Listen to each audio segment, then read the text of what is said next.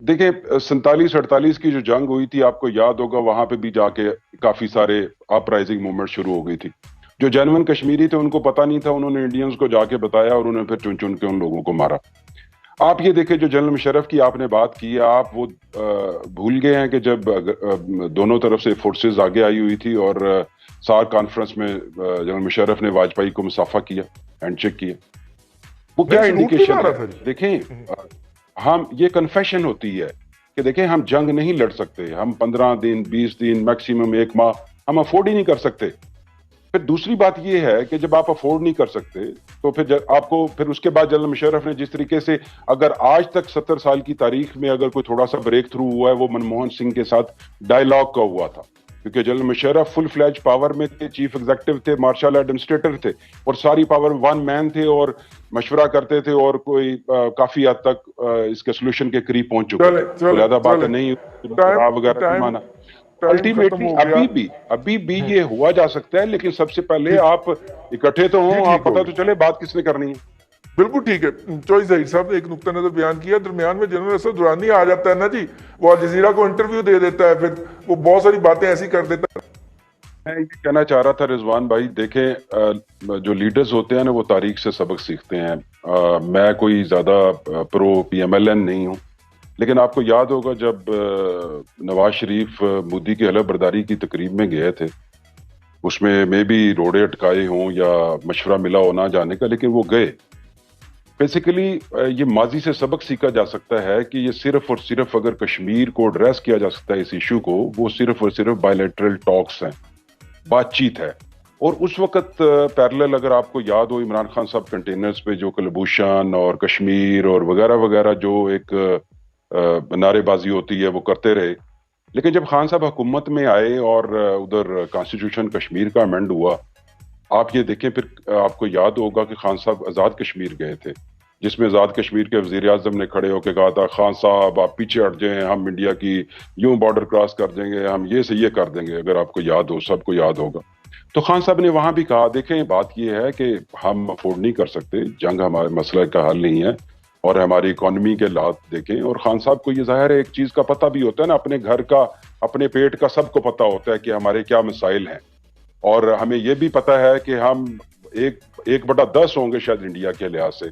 کل کو اگر نیوکلیر وار بھی ہوتی ہے تو وہ 4 بم پڑیں گے, ہم یہاں سے ہم فارغ ہو جائیں گے, انڈیا تو پھر بھی شاید کافی بڑا ہے, شاید بچ جائے.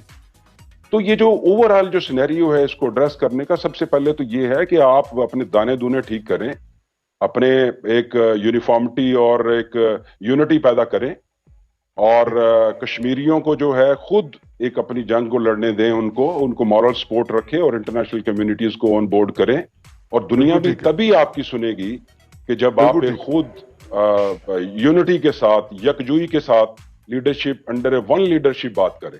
جب صحیح. دنیا کو پتہ نہیں ہوگا کہ یار بات کس ٹھیک سے کرنی ہے, ٹھیک ہو گیا. پولیٹیکل ٹھیک ہو عمران گیا. خان میں سے آتا ہوں بات دوبارہ آپ کی کرنی ہے طرف. یا میں کرنی ہے. آتا ہوں دوبارہ. تو یہ اب ہمارے پرائم جی منسٹر صاحب پھر کہتے ہیں کہ جی میں فون کرتا ہوں تو مودی میرا فون اٹینڈ نہیں کرتا, اور جب آپ برابری کی بنیاد کے اوپر وہاں پہ جا کے بات کر رہے تھے تو بہت تکلیف تھی اس کو, بہت تکلیف تھی ان کو نا کنٹینر سے, جب آپ برابری کی بنیاد پہ بات کر رہے تھے. تو اب ہمیں بتا رہے ہیں, اپنی بےزتی کا قصہ سناتے ہیں کہ میں فون کرتا ہوں تو وہ فون اٹینڈ نہیں کرتا. تو یار یہ بات بتانے والی نہیں, یہ تمہاری بےزتی ہے بھائی, اپنی بےزتی کروا رہے ہو, ملک کی بھی بےزتی کروا رہے ہو. اب گوئنگ فارورڈ جی, یہ جو کچھ بھی ہے اس وقت موجودہ حکومت جس طرح کشمیر کو ہینڈل کر رہی ہے, مطلب ہمیں ذہن میں آیا ایک سوال, کرتارپور کے بعد اگلا حصہ کون سا ہے جو ہم بھارت کو آفر کریں گے؟ دیکھیں سب سے بڑا حصہ تو کشمیر والا ہی ہے, وہ تو ہم نے پہلے آفر کیا نا, پھر اس کے چونگے میں ہم نے کرتارپور آفر کیا. اب کون سا حصہ ہے؟ میرا خیال کشمیر میں ہی کوئی حصہ ہم آفر کریں گے یا ہم افغانستان کی طرف کوئی حصہ دیں گے, کیونکہ ادھر بھی ہم نے ایک حصہ میرا آفر خیال ہے کیا. کہ کشمیر والا جو کہ ایک کور ایشو ہے تو اسی میں سے کچھ ہم ان کو دیں گے, اور پھر افغانستان میں تو یقیناً ہم کہہ رہے ہیں کہ اگر آپ کے پاس کوئی پازیٹیو پوائنٹس ہیں تو آ جائیں, آپ بھی ہماری ڈائلاگ میں آ جائیں. دیکھیں رضی صاحب بات بڑی واضح ہے, یہ کہا کرتے تھے کہ پچھلے حکمران غدار ہیں, چور ہیں, لٹیرے ہیں, کشمیر کو بیچ دیا, ان کے ہاں فیملیز کی شادیوں پہ مودی آتا ہے, یہ فلاں ہے فلاں ہے فلاں ہے. بھائی مان لیا ان کو, ہم جو کچھ آپ نے کہا ہم نے کہا جی ٹھیک ہے, مور لگا کر ان کو ہم نے گھر بھیج دیا. دیکھیں اب تو آپ 17 18 19 ماہ سے اب تو آپ حکومت میں ہیں, آپ جو کچھ کہا کرتے تھے، بڑی بڑی دبنگ باتیں کیا کرتے تھے، انٹرنیشنل فورا پہ آپ نے جا کر بات کی، آپ نے کہا کہ جی، پھر کہا کہ انڈیا میں الیکشن ہونے جا رہے ہیں، اللہ کرے مودی جیتے اور وہ جب آئے گا تو کشمیر کے مسئلے کا حل کرے گا. وہ آپ کے خوابوں کی تکمیل تو وہ ضرور کر رہا ہے، لیکن ہمیں افسوس اس بات کا ہے کہ جو کچھ کشمیر میں ہو رہا ہے وہ سمجھتے ہیں کہ شاید ماضی کی طرح اب یہ بھی حکومت ہمارے پیچھے ہے، موریلی ہماری مدد کر رہی ہے، ہمارے لیے آواز بلند کرتی ہے.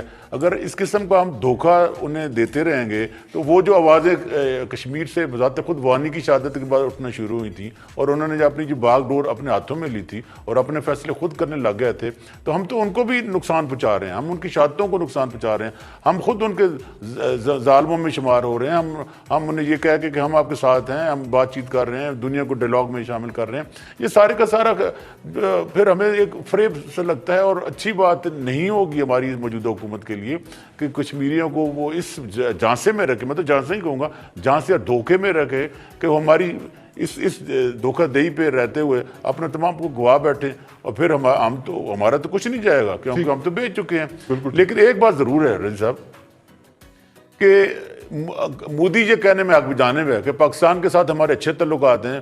ابھی موجودہ حالات میں ہم نے ان کو میڈیسن بھی بھیجی ہیں اور کشمیر پہ اب وہ کوئی انٹریگ بھی نہیں کر رہے، کوئی وہ نان اسٹیک ایکٹر کو سپورٹ بھی نہیں کر رہے اور کشمیر میں کوئی ہمارے لیے مسائل پیدا نہیں کر رہے. تو ہمارا ایک اچھا دوست ہے عمران خان، اللہ کرے کہ 5 سے لگڑے بھی اس کو ملیں تاکہ کشمیر کا مسئلہ ہماری فیور کا حل ہو جائے. تو قوم کو اب سوچنا ہوگا ان لوگوں کو جو کشمیر کی بات کرتے ہیں، جو ہماری جس طرح جماعت اسلامی ہے اور لوگ ہیں جو کشمیر کے لیے درد رکھتے ہیں، اور ہم تو ہیومن رائٹس والے ہیں، ہم تو اس ظلم تشدد کا بالکل اس کو مذمت کریں گے، لیکن ہمیں مذمت اپنے موجودہ حکومت کے رویوں کی بھی کرنی چاہیے. ہم روزانہ یہ کہہ تو دیتے ہیں جناب ہماری دشمن کی توپوں کو ہم نے خاموش کروا دیا، لیکن شاید ہمیں ان ہاتھ بھی کاٹنے چاہیے جو ہمارے کشمیری بھائیوں کی طرف بڑھتے ہیں، جو ہماری بہنوں کی عصمت دری کرتے ہیں اور جو ہمارے جیسے لوگوں کو شہید کرتے ہیں.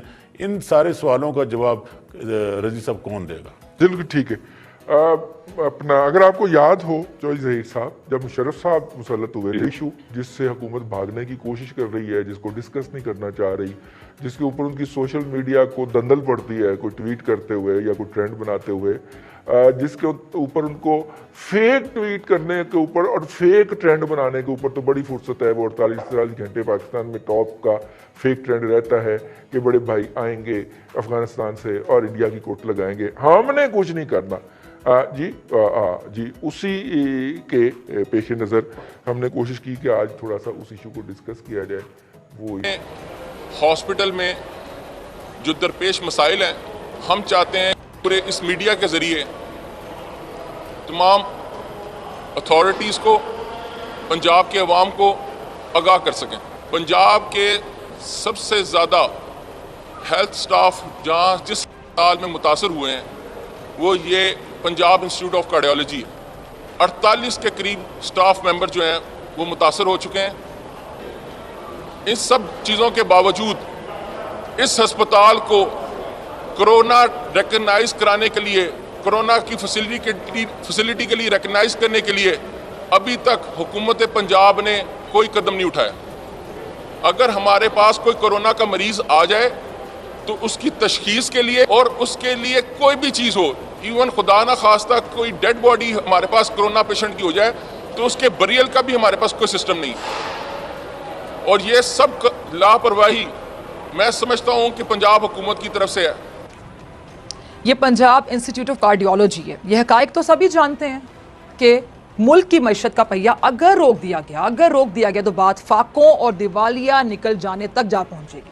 لیکن کیا اس وبا پر قابو پانے کے لیے تمام صوبائی حکومتوں کو وفاق کے ساتھ مل بیٹھ کر ایک قومی پالیسی بنانے کی ضرورت نہیں ہے؟ بے شک ہے، بالکل ہے. یہ شکایات سندھ میں بھی ہیں اور پنجاب